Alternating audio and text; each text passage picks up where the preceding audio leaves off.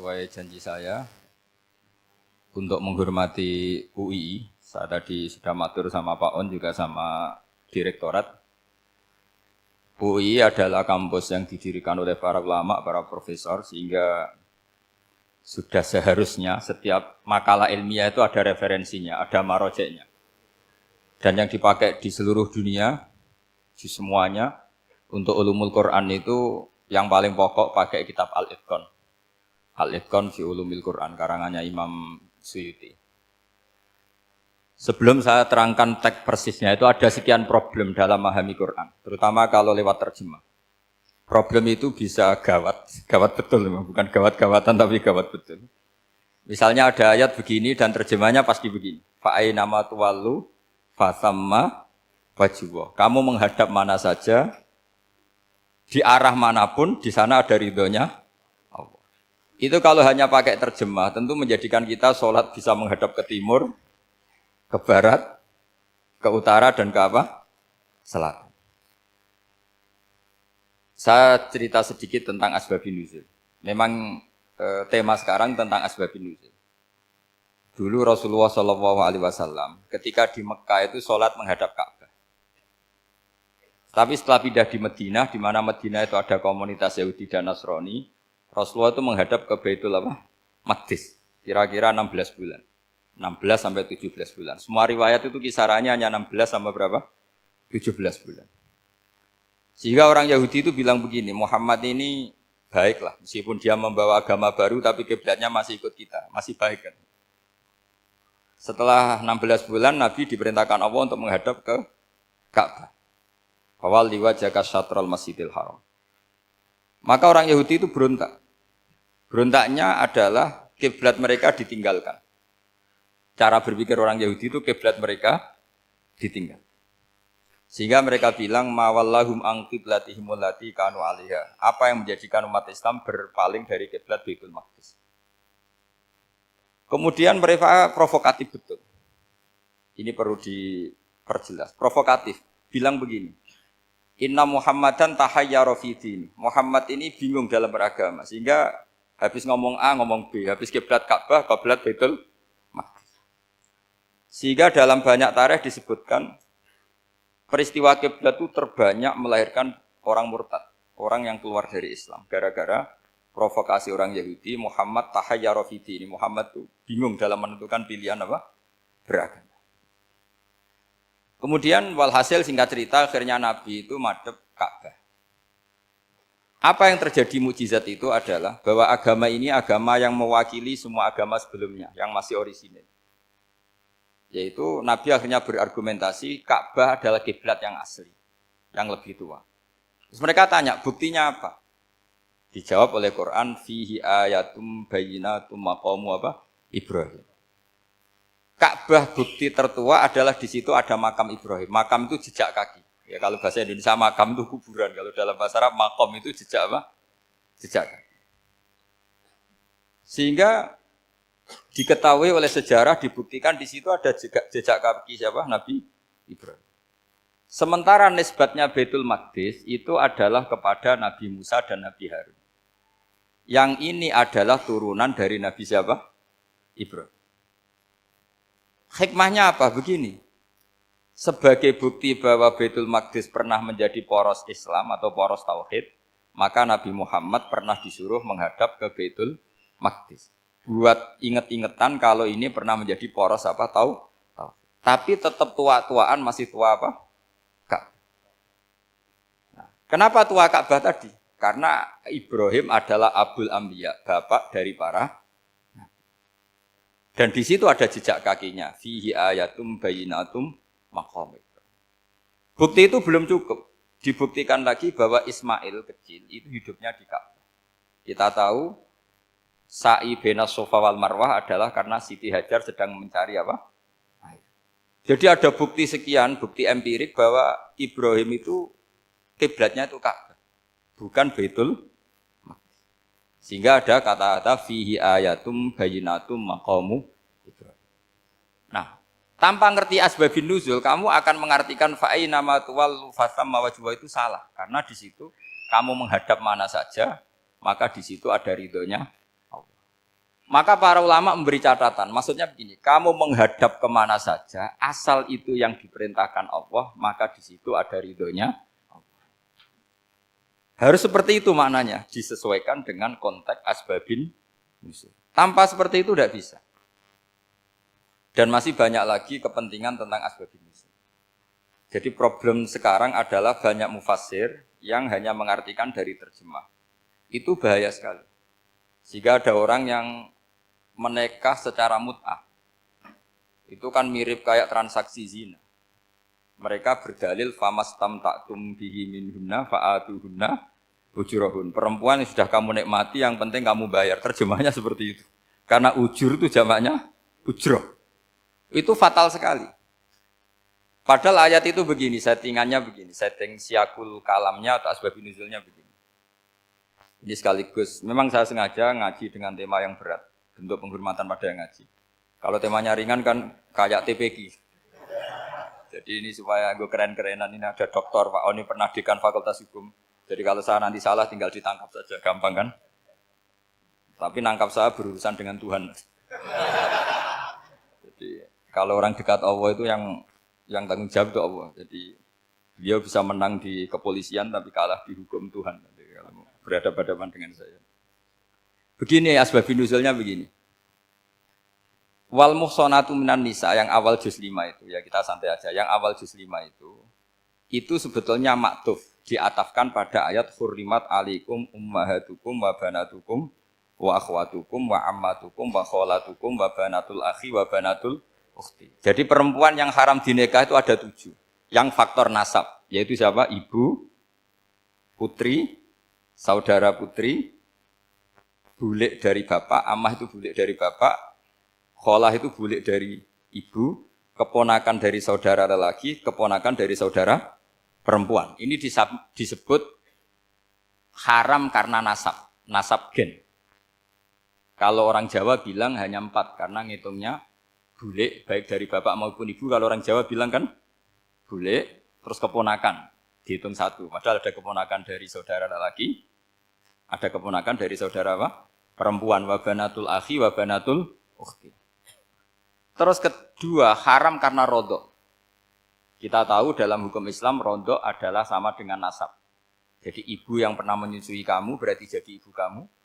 Dan saudara sepenyusuan berarti menjadi saudara kamu. Ini disebut wa ummahatukumul lati arda'nakum wa akhwatukum minar rodok. Terus ketiga, haram karena musoharoh, karena besanan.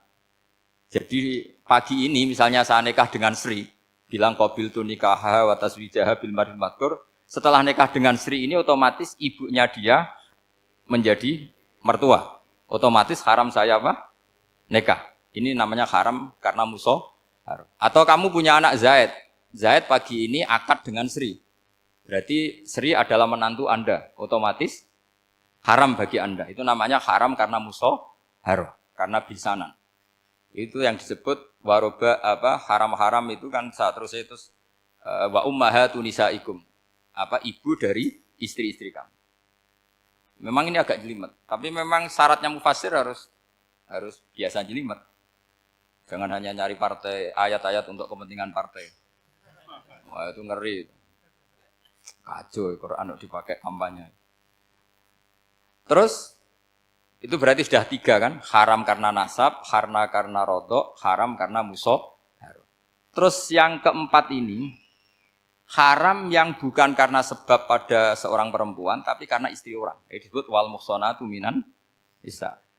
Haram menikahi perempuan yang masih milik orang lain. Nah, orang lain yang menikahi ini, istilahnya Allah adalah lelaki yang menikahi perempuan ini adalah lelaki sing muhsinina ghairu musafihin, secara nikah yang sah. Nah, nikah yang sah itu begini dalam hukum fikih Islam. Saya nikah dengan Sri, kalau hanya akad, itu saya wajib bayar mahar hanya separuh. Jadi kalau saya janji bayar 1 miliar, berarti wajib bayar berapa? 500 juta. Kalau janjinya 100 juta, hanya bayar 50 juta. Itu yang wajib bil akdi. Nanti wajib sepenuhnya nunggu bil jima. Kalau sudah hubungan intim, baru wajib 100%. Jadi kalau ada di Jawa, nikah dengan seperangkat alat sholat, itu yang atasannya tok, Itu wajib karena akad. Nanti bawaannya nunggu setelah hubungan apa? Intim. Lah ini hukum Quran bukan hukum saya. Makanya kan wa in talaqtumuhunna min qabli an tamassuhunna saat terus fanis suma faradtum. Hanya wajib bayar setengah. Nah, perempuan yang sudah diajak hubungan intim itu kata Allah fa'atuhunna ujurahun, maka wajib kamu bayar penuh. Jadi ayat itu tentang perempuan yang sudah dinikah, kita harus bayar berapa? Harus bayar penuh. Ini penting saya utarakan. Nah, problem kita sebagai orang Indonesia ini juga problem Pak On, problem semua kiai. Mahar di Indonesia itu nggak bisa dibahas di Quran karena keterlaluan, kecilnya itu keterlaluan. Saya ini kan kiai, sering ngakatkan tuh sampai bosen, seperangkat alat sholat. Itu ngawur sekali, ini mbak-mbak harus gak mau gitu. Saya provokasi minimal itu ya berapa? 100 juta berapa? Pantasnya berapa? Pantasnya berapa? 10 gram itu berapa nilainya? Kan 1 gram 500 ribu, baru 5. Ya sudah mendingan itu, 10 gram. Quran itu bayangannya gini, sambil latihan, yang hafal-hafal biar latihan. Jangan dapat beasiswa karena hafal tapi nggak jelas luntrungannya. Quran tuh bayangannya gini, ini nggak mungkin Quran ini bisa dibaca di Jawa. Wa in aradtum istibdala zawjin makana zawji wa ataitum ihdahunna qintaran fala ta'khudhu minhu syai'a. Jika kamu nikah sama seorang perempuan, kemudian kamu cerai, maka mahar yang sudah kamu berikan jangan ambil lagi. Karena mahar di Arab itu mahal, 100 juta, kadang mobil Alphard, kadang GMC. Sehingga setelah menceraikan tuh kebayang menarik. Kok enak, dulu saya memberikan itu kan dapat servisnya, sekarang sudah saya cerai, saya tarik. Kalau mahar di Indonesia kan seperangkat alat sholat. Jadi gak kebayang ada kalimat fala ta'khudhu minhu syai'a, jangan ambil lagi. Kebayang ngambil aja enggak? Apalagi kalau nikahnya sudah 2 tahun kan sudah lusuh, sudah. Tapi kalau di Arab itu kebayang karena mahal. Makanya orang Arab suka nikah orang Indonesia karena murah. Jadi bahasa kintoron itu harta yang enggak ternilai. Wa ataitum ihdahunna kintoron. Yang enggak ternilai, mahal betul. Itu pernah saya hitung, ada yang mahar itu 400 juta, ya sekira segitu. Nah, makanya setelah dicerai Allah memperingatkan setelah kamu kasihkan ya jangan minta lagi. Kenapa kepikiran minta? Karena jumlahnya besar. Kalau di Indonesia kepikiran enggak minta. Enggak kepikiran, saking kecilnya. Seperangkat alat sholat kadang 1 juta. 1 juta itu setelah hubungan intim, sebelumnya yang wajib hanya 500. Itu kan gak kebayang. Makanya susah ngartikan Quran di Indonesia, kadang susah karena kadang terlalu. Itu pernah Sayyidina Umar radhiyallahu anhu pernah bilang begini, wahai para perempuan, mahar itu jangan mahal-mahal, kasihan para lelaki. Itu ada perempuan alimah ya, orangnya alim betul. Meskipun gak pernah sekolah di UI, tapi alim itu. Itu usul langsung gini, ya Amirul Mukminin, laisa dzalika laka ya Amirul Mukminin. Waqad qala ta'ala wa ataitum ihdahunna qintaran. Kamu hanya seorang Amirul Mukminin, tidak berhak bikin aturan pembatasan mahar. Allah saja tidak batasi, kenapa kamu batasi? Sehingga dulu yang namanya nikahnya Sulaiman Agung atau Jamaluddin siapa Ratu Agung itu, kalau hadiah ya sampai tas mahal itu. Ini kan dari bahasa Arab mumtaz mahal, mumtaz itu istimewa, mahal itu dia punya istri yang sangat dicintai, dikasih hadiah mumtaz mahal. Terus ilat Jawa jadi apa? Tas mahal. Itu sama Mujid Ulil Albab kalah. Itu kalau cerai kan kepikiran minta lagi. Dikasihkan yang baru. Tapi kalau di Indonesia tidak mungkin karena apa tadi? Seperangkat alat sholat. Begitu nyari yang murah lagi. Yang bagus kitanya, bungkusnya yang bagus. Maka enggak mungkin kita maknani Quran tanpa mengenal yang bernama asbabin nuzul. Karena makna ayat itu bisa kacau kalau kita enggak tahu asbabin nuzul. Yaitu kayak tadi makna fa'ina ma tuwallu fasamma wajhu. Itu maknanya kan kamu menghadap mana saja, boleh saja di sana ada ridhonya Allah. Berarti kan bisa ke timur, ke selatan, ke utara, ke barat. Itu bahaya betul. Sehingga kata ulama harus mengkaji asbabin nuzul. Supaya porsi ayat ini sampai semana jauhnya itu kita tahu. Tanpa tahu itu tidak bisa. Begitu juga menyangkut kiblat. Sekarang saya tanya, kemarin kan ramai dulu di Kemenak, kiblat semuanya diukur dengan GPS, terus beberapa masjid dikomentari salah. Karena diukur pakai apa? GPS. Kalau dalam bahasa falak disebut yauma rasdil kiblat. Memang bisa diilmoni. Tapi pertanyaannya begini, dari awal Allah ngendikan fawal liwajhaka syatral masjidil haram. Kamu yang penting sholat itu menghadap masjid. Masjid itu ya bangunan. Sehingga kata Ibnu Abbas yang diriwayatkan banyak ulama mengatakan al-Ka'bah kiblatun li ahlil masjid wal masjid kiblatun li ahlil haram wal haram kiblatun li ahlil masyriq wal maghrib. Jadi kalau orang di dalam masjid kiblatnya harus Ka'bah. Di luar masjid kiblatnya asal bangunan Masjid Haram. Tapi di luar sini kayak di Indonesia boleh semua tanah. Kenapa begitu? Kata Ibnu Abbas karena Quran turun bilisanin Arabiyyin mubin. Jadi kalau orang Jogja kalau mau ke Jakarta arahnya kemana? Barat. Itu sebetulnya ketika Anda ke barat itu persis Jakarta apa bisa saja pasnya itu Pangandaran. Tapi orang itu akan bilang kalau ke barat ya ke Jakarta. Meskipun presisi Anda tepatnya di Pangandaran. Nah kiblat seperti itu, asal orang menghadap ke barat, itu orang sudah bilang ke kiblat. Nggak usah sedetail misalnya harus pas Ka'bah. Saya pernah debat sama tim ahli Kemenang. Nggak bisa Gus, sekarang ada GPS harus tepat Ka'bah. Terus saya bilang gini, kalau teori Anda benar, berarti semua masjid luasnya maksimal 16 meter. Ka'bah itu luasnya hanya 16 meter. Berarti masjid Ulil Albab yang pojok sana sama pojok sana, kira-kira itu ya sudah tidak kena Ka'bah. Kalau harus tepat, Ka'bah itu kan diameternya hanya 16. 16 sampai 18 kalau nggak salah. Berarti semua masjid kalau ingin tepat Ka'bah harus pas 16. Kalau terlalu luas pilihannya harus cekung. Kan jadi aneh. Makanya saya itu sering Pak, dulu saya ini biasa debat fikih. Kalau di tradisi pesantren namanya Basul Masail. Saya punya teman yang paling kurang ajar, yang paling saya kenang dalam sepanjang sejarah. Dulu itu kalau debat fikih itu ya seru. Kalau aturan fikih kan gini, soft paling baik itu kan soft pertama. Baru kedua, baru ketiga. Yang paling keren kan soft awal, soft.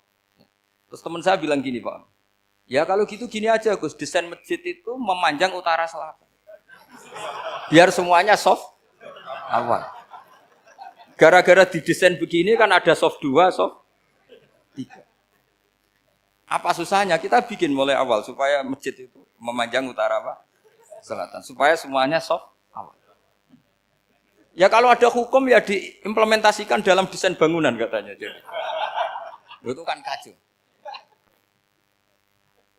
Terus akhirnya saya jawab, lalu setelah begitu yang paling afdol siapa? Yang dekat imam. Ya sudah, bikin cekong saja kalau gitu. Artinya gini ya, beragama itu yang sehat. Jadi beragama itu berdasar riwayat. Berdasar riwayat, pernah ada ulama yang ngitung. Madinah menghadap Ka'bah itu ya tidak pas. Pernah dihitung pakai GPS. Kiblat Madinah ke Ka'bah itu ya tidak pas. Tidak seperti yang pernah dianjurkan Kemenak. Karena apa?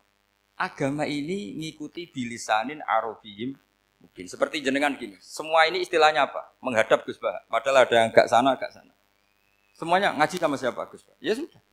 Istilahnya bertatap muka. Memangnya kita benturan.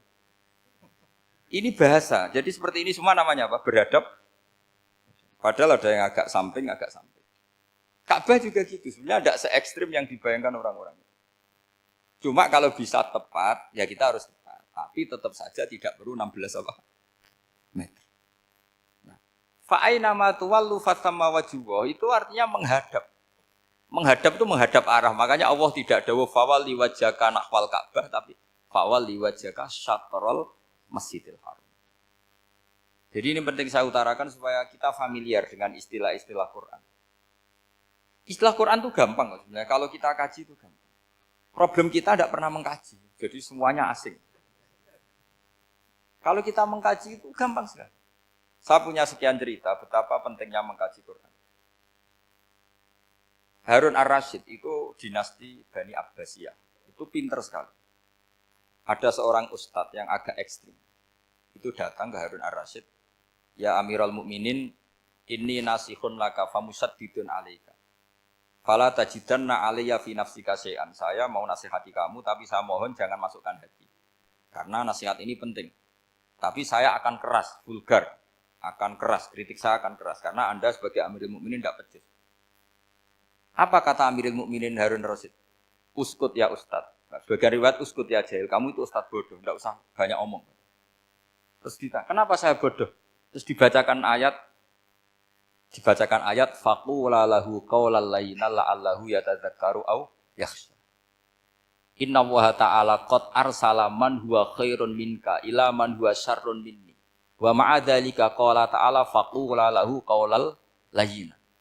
Allah pernah menugaskan seorang yang lebih baik ketimbang kamu, yaitu Musa dan Harun. Musa dan Harun adalah seorang nabi. Kepada orang yang lebih buruk ketimbang saya, yaitu Fir'aun. Itu saja etikanya faqula lahu qaulal layyina. Kamu kalau ngomong yang halus, yang baik, yang berperadaban, kok kamu sama saya mau kasar? Akhirnya ustadznya ternyata pinter kamu, yes pinter aku.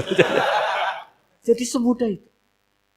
Allah itu menugaskan orang yang lebih baik ketimbang kamu, yaitu Nabi Musa. Kepada orang yang lebih buruk ketimbang saya, yaitu Fir'aun. Itu saja ada etikanya.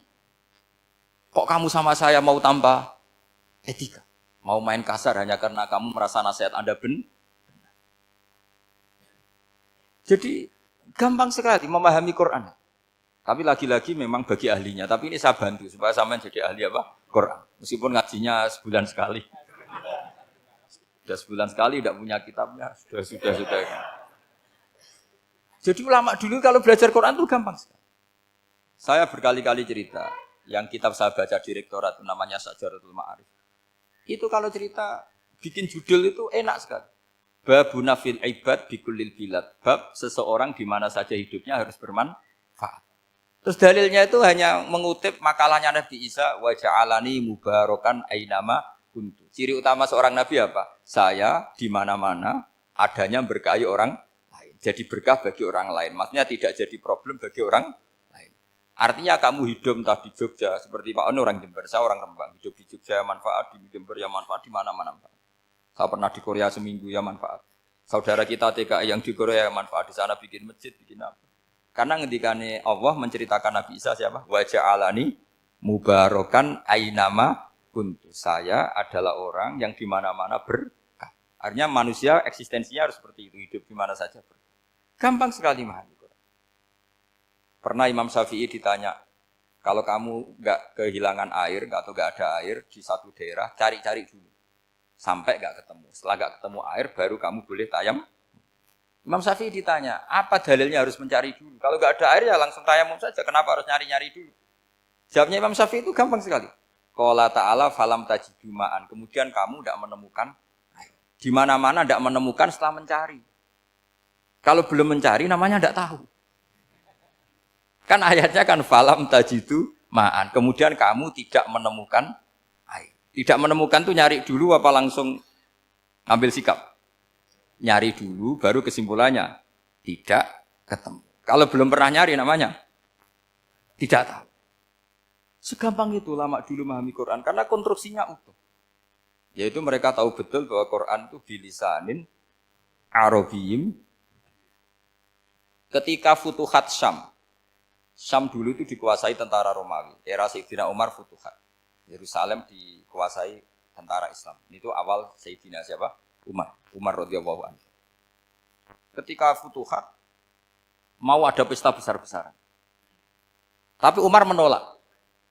Ketika menolak, kenapa Anda menolak? Beliau hanya membaca ayat innallaha ta'ala ayyara qauman faqala adhabtum thayyibatikum fi hayatikumud dunya. Allah itu mengkritik satu komunitas kaum yang zaman di dunia menghabiskan semua kenikmatan. Maka kita tidak perlu syukuran besar-besaran. Jangan-jangan jatah kita di akhirat kita habiskan di dunia. Itu adhabtum thayyibatikum fi hayatikumud. Semudah itu. Semudah itu ulama. Rasulullah pernah dahar, pernah makan. Makan karena 3 hari enggak makan, cara di Indonesia enggak makan nasi, enggak makan daging, sudah lama sekali. 3 hari Nabi hanya makan kurma dan air putih. Pernah Nabi enggak makan roti sampai 3 hari. Kalau Indonesia mungkin enggak makan nasi. Di hari ketiga ada sahabat yang berbaik hati, Nabi disembelihkan kambing, dipotongkan kambing, Nabi disuruh dahar. Itu baru dahar setengah piring, Nabi berhenti. Ketika ditanya, setengah piring itu kan sudah kuat untuk sholat, untuk apa sudah kuat. Ditanya, ya Rasulullah kenapa berhenti? Bukankah engkau tidak makan ini 3 hari?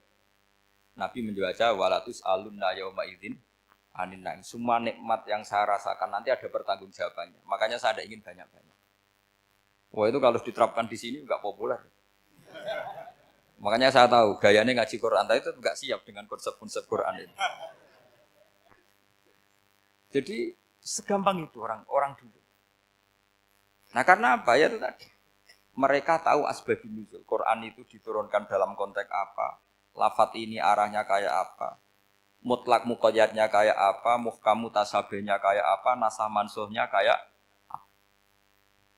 Nah sedikit saya cerita ini mungkin contoh terakhir supaya agak lama-lama nanti bingung kalau lama. Yang bingung ya saya. Bingung cara memahamkan. Jadi kalau guru itu kan bingung cara memahamkan. Kalau murid bingung cara memahami. Enggak tahu tingkat kebingungannya sama. Kalau guru itu bingung cara memahamkan. Kalau murid bingung cara. Jadi ini pertemuan dua kelompok bingung. Yang satu bingung cara memahamkan, yang satu bingung cara. Kalau orang ekstremis bingung cara merusak suasana. Nah, itu enggak benar itu. Ada loh. Rasulullah itu nabi. Itu paling pusing yang ngadepi orang-orang yang ekstrim.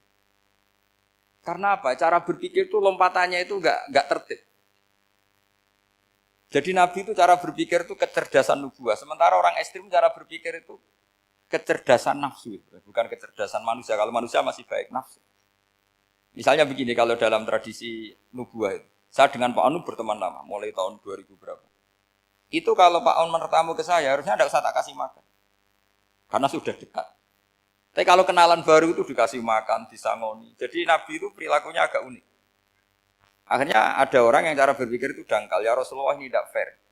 Yang iman lama tidak diservis, yang iman baru diservis. Cara berpikir Nabi begini. Orang Ansor itu kan sering memberi Nabi. Perjuangannya Nabi ditopang orang apa? Ansor.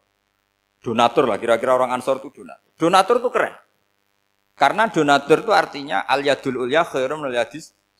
Sehingga ketika Nabi sudah menguasai negara, menguasai Mekah Madinah, sudah futuhat. Itu orang Ansor tetap enggak diservis.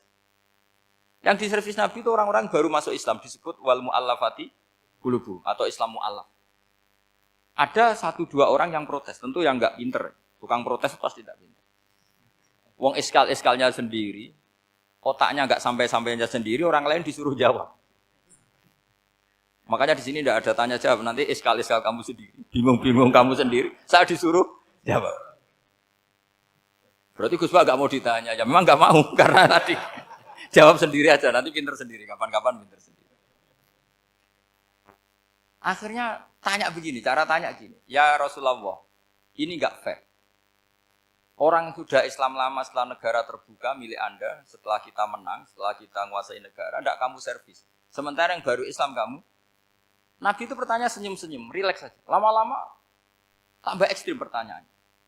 Kata Umar, ya Rasulullah saya beri izin untuk membunuh orang ini. Umar itu pikirannya karena mangkel lo Nabi. Nabi jangan. Kalau kamu bunuh, nanti apa kata orang banyak? Inna Muhammad dan yaktulu ashabah. Dikira Muhammad membunuh sahabatnya sendiri. Nabi masih mendengar. Komplainnya masih mendengar. Lama-lama Nabi memberi penjelasan. Kamu ini orang Ansor.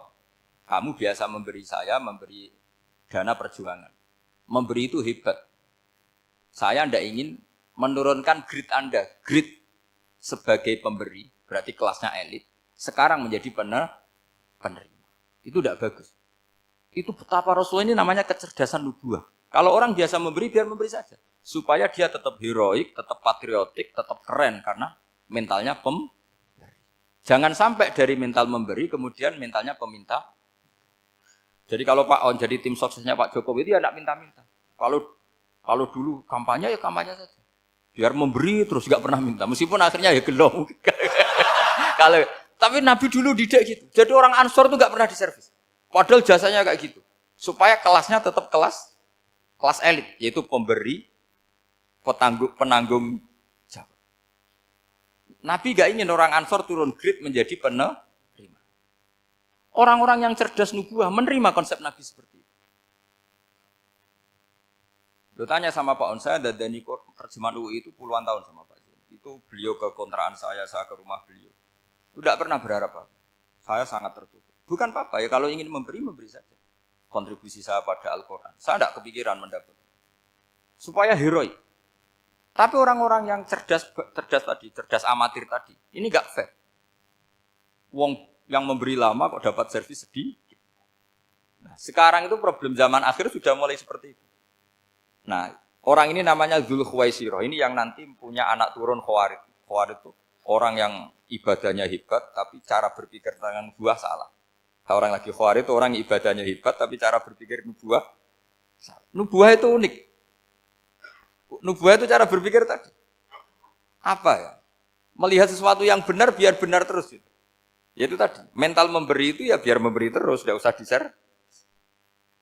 Maka ketika Abu Bakar jadi Khalifatul Rasulillah, itu ada sistem kepegawaian. Itu gajinya Umar yang sudah Islam lama, gajinya Abu Bakar yang sudah Islam lama. Itu sama Abu Sufyan sama, padahal Islamnya Abu Sufyan baru setelah Fathu Mekah, kira-kira baru setahun.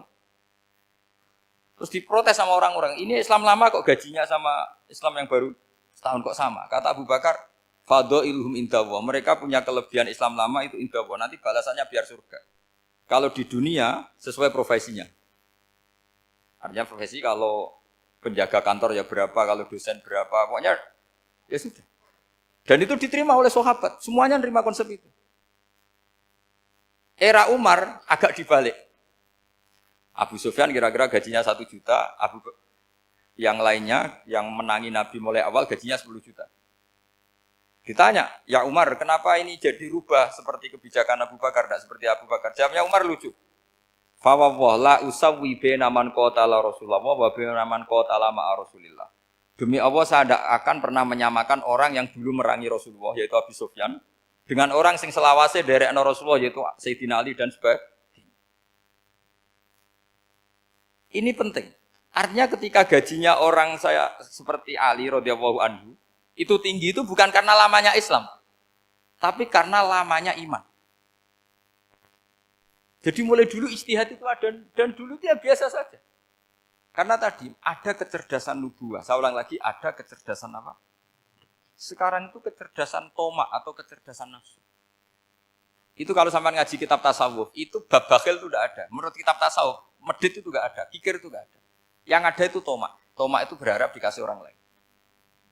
Sampean pernah enggak bilang kalau artis-artis di Jakarta kikir? Enggak pernah kan? Karena kamu enggak pernah ingin diberi. Tapi kalau kamu punya pacar karena kenal enggak pernah ditraktir, oh pacar saya kikir. Karena kamu ingin diberi. Pernah enggak kamu hukumi orang lain kikir yang enggak kenal? Padahal enggak pernah memberi kamu. Apa Kak? Karena kamu enggak pernah ini. Coba sekarang kamu saya tanya, ini latihan cerdas. Definisi kikir itu apa coba? Enggak pernah memberi kamu kan?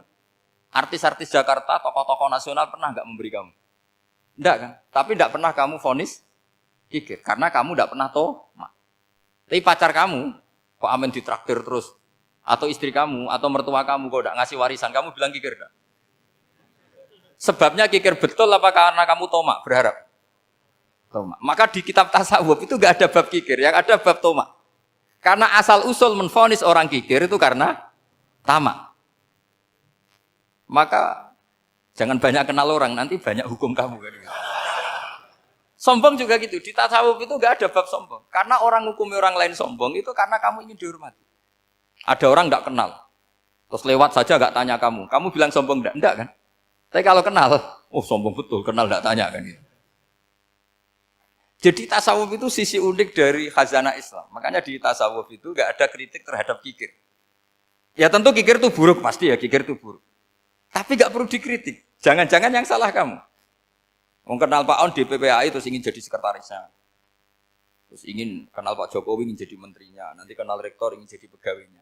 Ketika enggak diturutin bilang Pak Rektor kikir. Tapi orang lain ya Kak pernah berharap. Mungkin enggak menvonis Pak Rektor atau Pak On ini kikir. Enggak kan? Berarti vonis kikir itu status orang itu apa enggak kesampaian niat kamu? Memang agak jelimet ilmu tasawuf itu, tapi itu unik. Itu bagian dari khazanah apa? Islam. Makanya Rasulullah itu sering isti'adah minta perlindungan wa min toma'in fi ghairi matma'in. Ya Allah, saya tidak ingin berkeinginan yang tidak layak. Karena semua dunia ini dimulai dari keinginan. Coba kamu protes negara itu karena apa? Ingin makmur, sejahtera tanpa kerja, sehingga nyalakan menteri keuangan, menteri ini itu. Makanya kalau guyonannya ulama tasawuf begini, tak beri bocoran. Guyonannya orang tasawuf. Begini guyonannya. Anta lam tajid min nafsika kullama turid. Fa kaifa turidu min ghairika kullama turid. Kamu yang punya keinginan saja tidak bisa memenuhi apa yang kamu inginkan. Kenapa keinginan itu kamu timpakan ke orang lain untuk memenuhi kamu? Wong kamu yang punya keinginan saja tidak bisa mewujudkan. Kenapa keinginan Anda kamu timpakan, bebankan orang lain untuk memenuhi keinginan Anda? Misalnya kamu, Gus saya ini goblok, tolong pinterkan. Wong kamu yang ini saja tidak bisa. Kok menyuruh saya? Jadi kalau tiap tasawuf itu unik. Seperti kamu mencintai istri tulen, itu ingin kan dicintai istri tulen. Kamu sendiri kan nggak bisa cinta tulen, masih pelengahan sana sini. Kamu pacaran, ingin pacar kamu setia. Ternyata kamu bikin sekian alternatif. Kalau putus ini punya ini, putus ini. Tapi kamu ingin ini setia, kan nggak fair.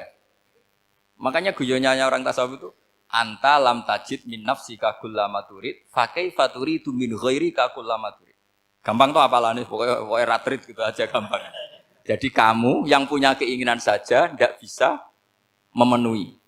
Kok orang lain disuruh memenuhi. Sehingga orang tasawuf itu malu betul. Misalnya saya kok ingin Pak On takdim sama saya itu kurang penggawean. Kalau saya ingin ditakdimi saya menakdimi diri saya sendiri. Makanya berbahagialah orang yang ngilu terus saya ganteng sendiri ya Allah. Saya kaya sendiri. Menunggu orang lain bilang kamu kaya itu repot. Menunggu orang lain bilang kamu hebat itu, ya sudah bilang aja, ya Allah saya hebat, ya Allah saya ganteng, ya Allah saya cantik. Daripada menunggu orang lain bilang apa? Cantik. Jadi ilmu tasawuf itu unik. Jadi kalau fikih itu yang dikritik itu kikir. Kalau tasawuf enggak toma. Karena orang yang kamu vonis kikir itu jangan-jangan tidak kikir, tapi mementingkan yang lebih penting.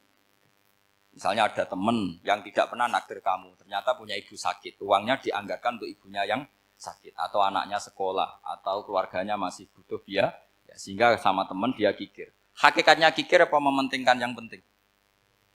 Tapi kamu karena gak pernah ditraktir menvonis kikir. Nah, ini pelajaran. Jadi makanya yang dianteni ilmu tasawuf itu tamak tadi kalau dalam bahasa Indonesia, bukan kikir. Karena vonis kikir itu akan disematkan orang yang tidak kesampaian hajatnya. Pokoknya bapak saya itu, keluarga kiai itu ajarannya itu, yang penting jangan berharap dari orang lain.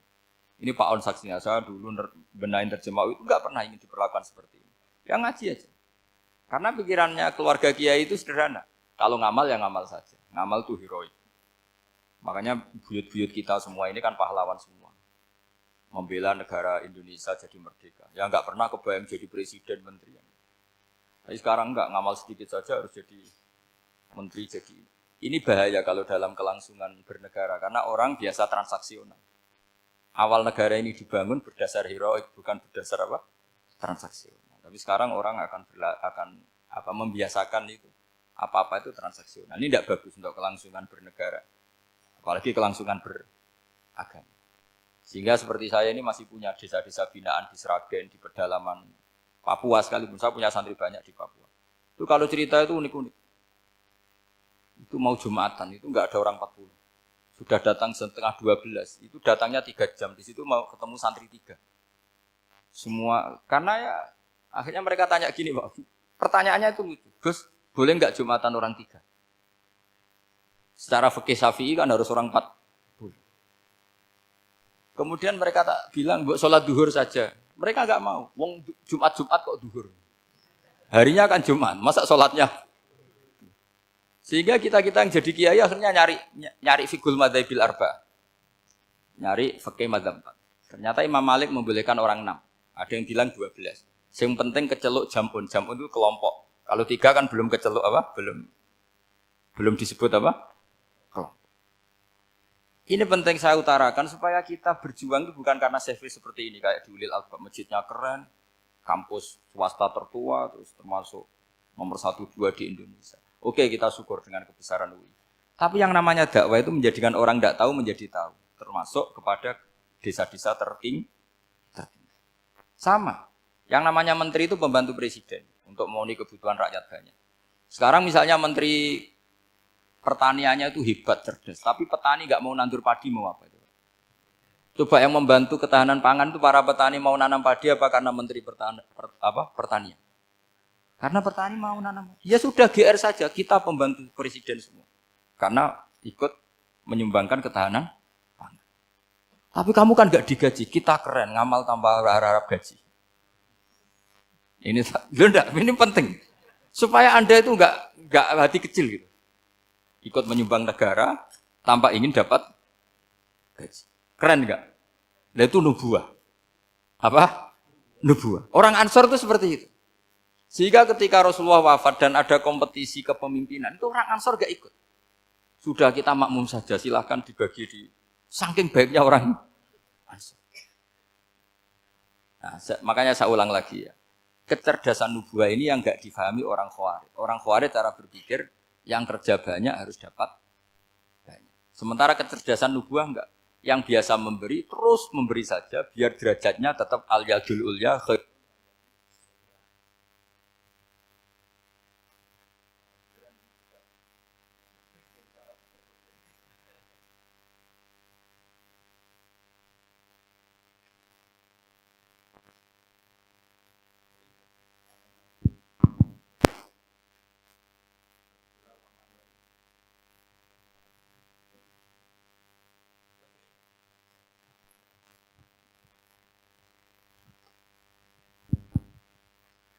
Bismillahirrahmanirrahim. Ini saya baca supaya dapat berkahnya ulama-ulama dulu. Karena ini dikarang oleh ulama yang dipakai rujukan seluruh dunia.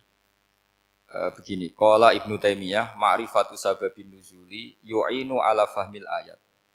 Jadi mengenali asbabin nuzul itu membantu memahami secara benar ayat itu. Karena tadi kalau ayat itu dipotong, itu maknanya bisa kacau kayak tadi famastam ta'tum bihi minhunna fa'atuhunna ujuruhun. Kalau diterjemah itu kan mendukung kawin mut'ah. Kalau terjemahnya saja perempuan siapa saja yang pernah kamu nikmati, yang penting kamu bayar. Itu kan aliran sesat dan menyesatkan.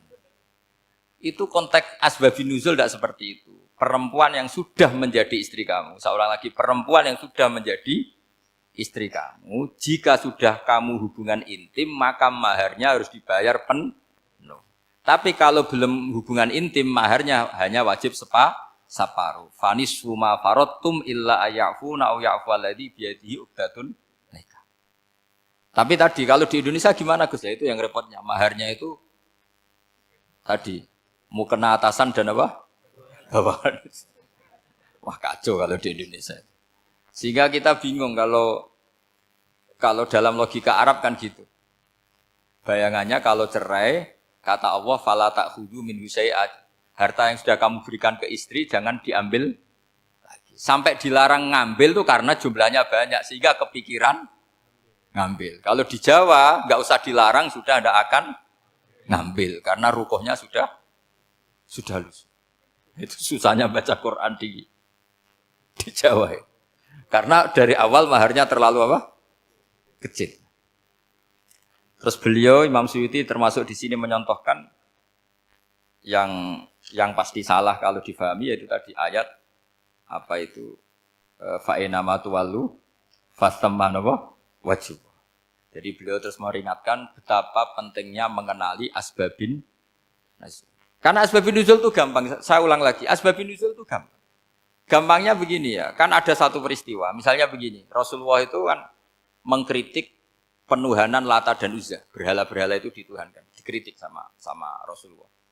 Kemudian mereka begini, karena mereka biasa personifikasi Tuhan. Muhammad, kalau Tuhan itu tidak Lata Uzza dan itu terbuat dari batu, lalu Tuhan Anda itu dari apa? Amin fiddotin audhabin, lalu Tuhan Anda ini dari emas apa dari perak? Karena mereka nggak bisa membayangkan Tuhan tanpa dipersonifikasi. Terus Allah menurunkan qul huwallahu ahad, Allahus somad, lam yalid wa lam yulad wa lam yakul lahu kufuwan ahad. Karena otaknya mereka sudah begitu, yang namanya Tuhan itu harus dipersonifikasi. Makanya saya kemarin di Korea seminggu, cerita yang paling unik gini Pak On, ada bos Islam, ada bosnya TKI yang baik. Mereka mengizinkan pekerjanya sholat. Bareng sholat tuh diingeti ke atas ke bawah, kok nggak ada arcanya. Sehingga setelah sholat dibilang, apa saya berikan berhala sekalipun? Karena nggak kebayang ada orang sholat kok tanpa berhala, tanpa Tuhan. Yang kamu sembah itu mana? Kok nggak ada? Apa tak belikan? Jadi unik. Nah teman saya yang satu unik lagi, dia termasuk pegawai Garuda yang derekno saya ke Korea itu orang pegawai Garuda. Dia karena orang kaya biasa ke Eropa kemana-mana itu. Singkat cerita dia sholat di mall karena nganggep Korea itu sudah negara maju kayak Eropa. Setelah sholat di mall pas asar itu, security-nya nelpon polisi. Pak polisi di sini ada ritual teroris. Jadi kalau menamakan sholat itu ritual teroris. Jadi artinya apa? Ritual-ritual yang kita lakukan itu macam-macam cara pandang. Orang ateis itu kan Cina kan Korea itu kan ya Cina lah, Korea, Jepang, RRC itu kan sipit. Itu ya yang namanya ibadah sembahyang harus ada patungnya atau ada arcanya atau ada benda-benda. Orang Islam kan nggak ada sama. Makanya mereka itu kok bisa? Problemnya kita, saya ulang lagi, ini problemnya. Problemnya kalau ada itu ya repot. Begini misalnya, ini masih tentang asbabun nuzul. Ini contoh terakhir, tentang masih asbabun nuzul. Umar radhiyallahu anhu, sahabat Umar itu kalau mencium Hajar Aswad itu sambil gedumel. Tidak berdoa, tapi gedumel. Masyhur. Itu ada di Bukhari. Alim tu annaka hajarun la tadur wa la tanfa. Walau la anni ra'aitu Rasulullah qabbalaka ma qabbaltuka. Saya tahu loh. Nyium Hajar Aswad dicium, tapi sambil gedumel. Saya tahu loh, kamu hanya batu, enggak mandoroti, enggak manfaati. Kamu jangan GR, saya cium itu jangan GR. Kalau saja saya tidak melihat Rasulullah mencium kamu, maka saya ada sudi nyium kamu. Dah gitu aja. Terus itu tiap nyium Hajar itu tidak doa. Kalau kamu kan enggak minta kaya, minta macam-macam. Kalau Umar malah gitu. Nah, kenapa demikian? Itu ada asbabun nuzulnya. Umar itu saksi sejarah. Ketika Rasulullah Fathi Mekah, Nabi kan tawaf terus mencium Hajar. Itu di belakang masih banyak orang kafir. Kebetulan Umar masih di sana. Sudah Islam Umar, tapi dia di belakang. Dengar orang-orang kafir, Muhammad itu tua aneh. Katanya melarang nyembah batu. Ternyata dia nyembah batu. Jadi Nabi nyium Hajar Aswad itu dikira nyembah. Katanya ngelarang nyembah batu, tapi dia kok nyembah batu. Karena Nabi mencium Hajar Aswad. Nah karena untuk menghilangkan stigmasi itu, Umar tiap nyium Hajar Aswad ngomong gitu. Kan ada sound system, mungkin jadi sound system. Supaya jelas bahwa penciuman ini bukan karena menyembah. Artinya mudah sekali kenapa Umar ngomong gitu. Karena asbabun nuzulnya seperti itu. Coba kalau kamu tidak tahu asbabun nuzul, Umar maksudnya gimana? Enggak doa, enggak apa kok malah ngomong gitu kan. Tapi kalau kamu tahu asbabun nuzul Umar itu yang mendengar komentar orang sama ketika kita tawaf itu kan 3 pertama kan kita lari-lari kecil. Itu ceritanya juga gitu. Rasulullah itu hidup di Medina, terus diterkenalkan miskin. Medina itu kota wabak, kota penyakit, endemik. Dulu Medina, Yasrib itu kota endemik. Sehingga kata orang kafir-kafir Mekah, yaji ulihadal bait kaumun qad wahanat huma Yasrib. Nanti akan datang satu komunitas kaum yang sudah lemas karena kena penyakit TBC dari Yasrib. Nabi dengar itu makanya terus bilang ke para sahabat, tunjukkan kalau kamu kuat dengan cara lari 3 kali. Terus pakai pakaian yang kelihatan maco, yaitu yang dipakai lelaki-lelaki. Bahunya dikelihatkan. Nah, setelah Rasulullah wafat, Umar menggantikan beliau setelah Abu Bakar. Umar bilang gini, sebetulnya tawaf seperti ini, yaitu lari pertama 3 putaran pertama lari dan memperlihatkan pundak seakan-akan orang maco itu sudah enggak perlu. Karena alasan itu sudah tidak ada.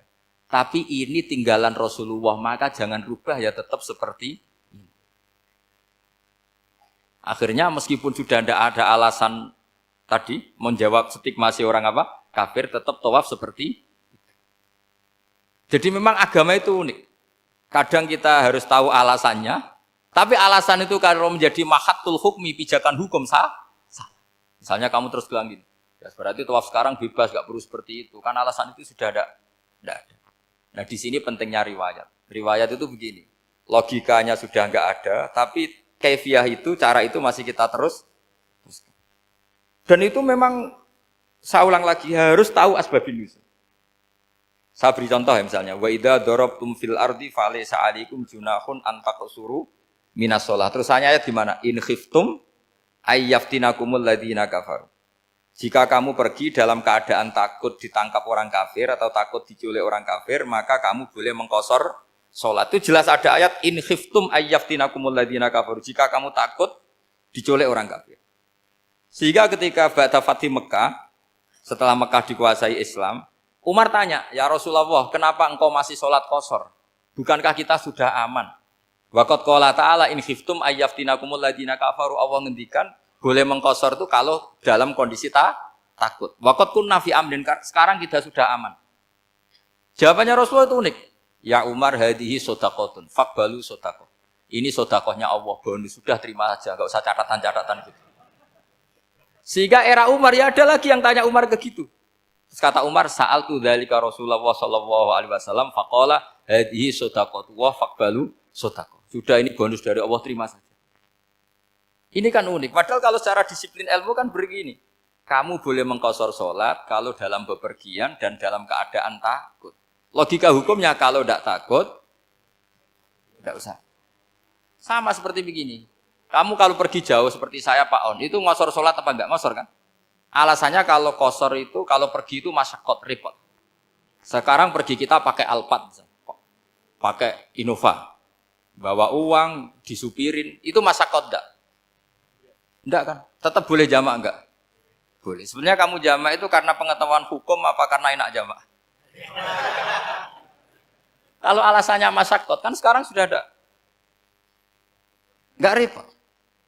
Ya sudah pakai hadis tadi, ini hadiah, terima saja. Jadi makanya agama itu riwayat. Tapi ada saja ulama yang agak balik loh. Agak balik loh gini, banyak juga ulama misalnya duwe gawe, ibunya sakit terus ribet jamak sholat. Kenapa? Ribet ngurmat ibu. Makanya ada saja kiai yang duwe gawe mantu itu terus jamak sholat, tapi jangan ikuti. Tapi ada saja karena alasannya jamak itu karena apa? Repot. Ya ada saja, tapi ya jangan ditiru. Cuma saya ini cerita, analisis hukum itu memang agak-agak unik. Jadi tadi, kadang Nabi itu ditanya, ya Rasulullah, kita dulu boleh jamak qashar ini kan karena in khiftum ayyaftinakumul ladzina kafaru, takut diancam orang kafir. Sekarang aman, kenapa tetap jamak? Jawabannya Nabi, ini hadiah, terima saja. Ya ada sahabat yang bantah, kenapa Nabi? Allah itu zat yang baik. Kalau sudah ngaji bonus nggak pernah ditarik lagi.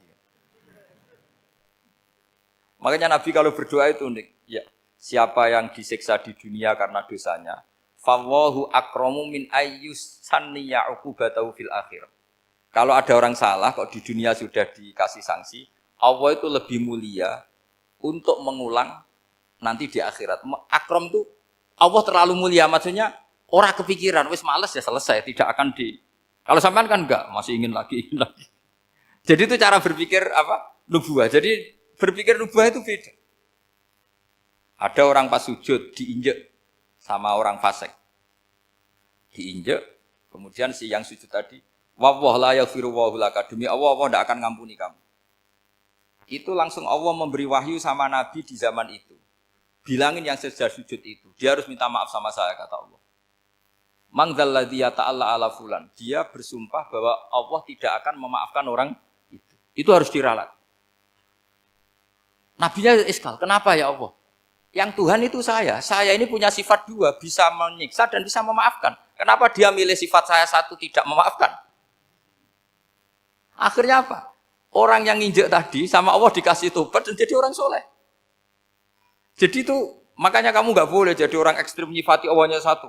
Nggak boleh, Allah tetap bisa yaghfiru liman yasha wa yu'adzibu may yasha. Sifatnya Allah dua ya tetap dua, nggak boleh kamu pilih satu. Misalnya kamu kan biasanya gini, yang ghafur untuk kamu, yang sadidul uqab untuk orang lain. Mesti kelakuannya sampean kan begitu. Nggak boleh seperti itu. Rasulullah kayak apa bencinya sama Wahsy? Karena Wahsy itu qatilul Hamzah. Yang membunuh Sayyid Hamzah siapa? Itu bencinya bukan main Rasulullah. Sampai maksud-maksud Wahsy. Tapi sama Allah malah diturunkan ayat laisa laka minal amri syai'un aw yatuba alaihim aw yu'adzib. Muhammad, meskipun kamu kekasih saya itu tidak wilayah kamu, memaafkan atau enggak, terserah saya, kata Allah. Ternyata betul, malah Wahsy dikasih tobat. Nah sekarang enggak, orang itu nyifati Allah sama orang lain syadidul iqab, kalau sama dirinya enggak boleh seperti itu. Allah ya sifatnya tetap dua. Jadi boleh kamu misalnya berdoa, ya Allah mbak yang cantik itu semoga dapat jadi istri saya. Mbaknya juga boleh berdoa. Ya Allah, naudzubillah min dzalik. Jadi ini adu kekuatan, nanti terserah nanti Allah pihak yang mana. Kayaknya pihak yang perempuan. Karena kasihan kan kalau cuantik dapat orang apa? Jelek. Saya tuh andaikan boleh fatwa fikih, yang saya haramkan tuh orang jelek dapat orang jelek. Karena kasihan anak-anaknya, tahu-tahu jelek banget. Jadi itu kan kasihan itu. Jadi dalam Islam itu seperti itu. Jadi apapun benci kita sama musuh kita, Allah bisa saja memperlakukan musuh kita secara baik. Karena Allah itu yaghfir. Tetap kita harus sifati Allah yaghfiru liman yasha wa yu'adzibu. Jangan karena kita benci seseorang seakan-akan Allah sama dia pasti yu'adzib. Pasti menyik. Itu yang dicontohkan Allah kepada Rasulnya, itu beliau tidak cocok sama Wahsy, malah Wahsy dikasih petunjuk. Makanya terus ada ayat apa? Laisa laka minal amri syai'un aw yatuba alaihim aw yu'adzibah. Muhammad, tidak wilayah kamu, saya menentukan mengadab atau mengampuni. Makanya rata-rata kiai ulama itu halim. Orang halim itu rileks. Layinal janib, tidak gampang menvonis orang lain. Biar Allah tetap dengan sifatnya yaf'alu ma biasa, bahwa Allah bisa melakukan apa saja. Soal kamu benci sama seorang, benci saja atas nama kamu. Jangan nyatut-nyatut Allah. Misalnya kamu cinta seseorang, wah ini yang calon presiden ini harus jadi presiden. Ternyata Allah menghendaki jadi menteri, mau apa? Ya Allah ya falumaya, mau apa coba? Yang kiai atau Pak On, DPAI, patutnya kan menteri agama itu Pak On. Tapi kalau Pak yang takdir gitu mau apa? Ya sudah, Allah ya falu. Santai aja. Itu rileksnya ahlul ilmi, ya sudah santai saja. Ini negaranya Allah, ini kerajaan Allah, ini buminya Allah, ya Allah biarin ya falu. Mas, jadi Tuhan Allah kamu yang repot. Kira-kira jadi Tuhan itu Allah kamu yang repot. Ya Allah biar tetap ya falu. Mayasa Allah boleh yaghfir liman yasha wa ya'tibu mayasa. Saya kira demikian. Assalamualaikum warahmatullahi wabarakatuh.